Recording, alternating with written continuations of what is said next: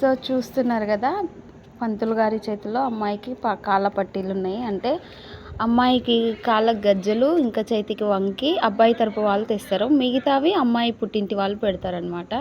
ఇది సర్వసాధారణంగా అందరి ఇండ్లల్లో జరిగేదే. సో అమ్మాయికి ఇప్పుడు కమ్మలు పెడుతున్నారు.